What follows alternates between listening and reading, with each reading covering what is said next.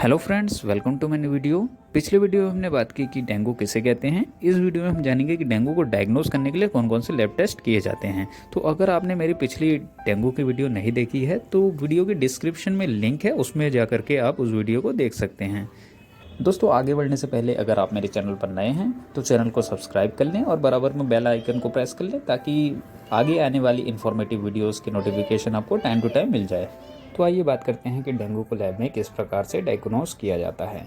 तो डेंगू को डायग्नोस करने के लिए लैब में कई सारे टेस्ट अवेलेबल हैं, जिसमें से जो सबसे कॉमन टेस्ट है वह है CBC यानी कंप्लीट ब्लड काउंट। इसमें WBC और मुख्य रूप से प्लेटलेट की जांच की जाती है। डेंगू होने पर जो प्लेटलेट की वैल्यू है वह नॉर्मल से बहुत ज़्यादा कम होने लगती है। जब प्लेटलेट की वैल्यू 20,000 पर माइक्रोलीटर से कम हो जाती है तो इस स्टेज को क्रिटिकल स्टेज कहते हैं। इस कंडीशन में प्लेटलेट ट्रांसफ्यूजन की ज़रूरत पड़ती है। दोस्तों, डेंगू फीवर को डायग्नोस करने के लिए कुछ स्पेसिफिक टेस्ट भी होते हैं, जिसमें antibody test, dengue NH1 test और डेंगू PCR टेस्ट होते हैं। इन तीनों में जो सबसे कॉमन है वह है एंटीबॉडी टेस्ट और डेंगू NH1 टेस्ट। सबसे पहले बात करते हैं एंटीबॉडी टेस्ट की। तो एंटीबॉडी को इम्यूनोग्लोबुलिन भी कहते हैं। यह एक प्रकार का प्रोटीन कंपोनेंट होता है जो कि हमारे इम्यून सिस्टम में बनते हैं।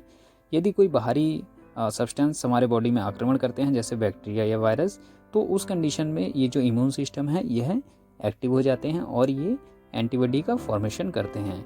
और ये एंटीबॉडीज उन बैक्टीरिया और वायरस पर अटैच होकर के उनको ख़त्म कर देते हैं, ये मार देते हैं। इन फॉरेन पार्टिकल्स को किल करने के बाद ये जो एंटीबॉडी है ये हमारे ब्लड में सर्कुलेट होने लगते हैं। दोस्तों, किसी स्पेसिफिक डिजीज़ के लिए स्पेसिफिक एंटीबॉडीज़ फॉर्म होते हैं और एंटीबॉडी टेस्ट के द्वारा उस पार्टिकुलर डिजीज़ को डायग्नोस किया जा सकता है। डेंगू की बात करें तो इसमें दो प्रकार के एंटीबॉडी टेस्ट किए जाते हैं, IgG एंटीबॉडी और IgM एंटीबॉडी। तो IgM एंटीबॉडी जो है इसमें ये रीसेंट इन्फेक्शन या प्रेजेंट इन्फेक्शन को बताते हैं, जबकि IgG एंटीबॉडी जो हैं ये बॉडी में लेट रिस्पॉन्ड करते हैं और सिम्टम आने के 2 से 4 दिन बाद दिखाई देते हैं। इसलिए डॉक्टर द्वारा इस टेस्ट को सिम्टम आने के 2 से 4 दिन बाद रिकमेंड किया जाता है। दोस्तों, एंटीबॉडी टेस्ट एक रेगुलर ब्लड टेस्ट की तरह होता है। इसके लिए हाथों की नसों में से थोड़ा सा ब्लड सैंपल लिया जाता है और फिर लैब में इस सैंपल को प्रोसेस करने के लिए भेज दिया जाता है। अगर एंटीबॉडी टेस्ट रिपोर्ट में IgM पॉजिटिव आए और IgG नेगेटिव आए तो इसका मतलब हो सकता है कि उस इंसान में फिलहाल डेंगू है। और यदि किसी में IgG और IgM दोनों पॉजिटिव आ जाएं तो इसका मतलब होता है कि उस इंसान को पिछले 2 हफ्ते के अंदर डेंगू होकर गया है। यदि किसी पेशेंट में IgM नेगेटिव आए और IgG जो है वह पॉजिटिव आए तो हो सकता है कि उस इंसान को डेंगू कुछ हफ्ते या कुछ महीनों पहले हो गया है। अभी इस इंसान में डेंगू नहीं है। और यदि किसी पेशेंट में IgG और IgM दोनों एंटीबॉडी नेगेटिव आए तो इसका मतलब होता है कि उस पेशेंट में डेंगू नहीं हुआ है और जो सिम्टम्स है वो किसी दूसरे कारणों से हुआ हो। अब बात करते हैं डेंगू NH1 एंटीजन टेस्ट की। तो इस टेस्ट में ब्लड में प्रेजेंट NH1 यानी नॉन स्ट्रक्चरल प्रोटीन को डिटेक्ट किया जाता है।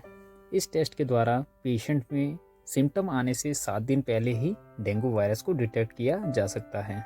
इस कारण यह जो टेस्ट है ये बहुत ही महत्वपूर्ण टूल साबित होता है। ये टेस्ट भी एक रेगुलर ब्लड टेस्ट की तरह होता है, जिसमें हाथों की नसों से थोड़ा सा ब्लड सैंपल लिया जाता है और लैब में इस सैंपल को प्रोसेस होने के लिए भेज दिया जाता है। यदि किसी पेशेंट में डेंगू पॉजिटिव है तो डेंगू NH1 की जो रिपोर्ट है वह पॉजिटिव आएगी, और यदि किसी पेशेंट में डेंगू नेगेटिव है तो डेंगू NH1 नेगेटिव आ जाएगा।